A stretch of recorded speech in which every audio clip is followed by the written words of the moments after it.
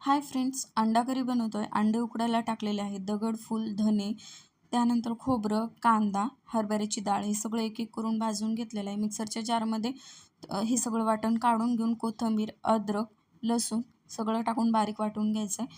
त्यानंतर 3 ते 4 चमचे तेल घेतलेलं आहे एका पातेल्यामध्ये. त्यामध्ये हे सगळं वाटण टाकून द्यायचं आहे. 2 चमचे अंडा करी मसाला, 2 चमचे लाल तिखट, 2 चमचे कांदा लसूण मसाला आणि 1 चमचा इथे मी टाकलेला आहे धनेपूड. सगळं व्यवस्थित तेल सुटेपर्यंत मसाला परतून घ्यायचा. तेल सुटल्यानंतर यामध्ये तुमच्या याच्यानुसार याच्यामध्ये तुम्ही पाणी टाकू शकता. चवीपुरतं मीठ टाकायचं. भाजी छान उकळून घ्यायची. कोथिंबीर टाकायची. अंडे उकडलेले सोलून घ्यायचे.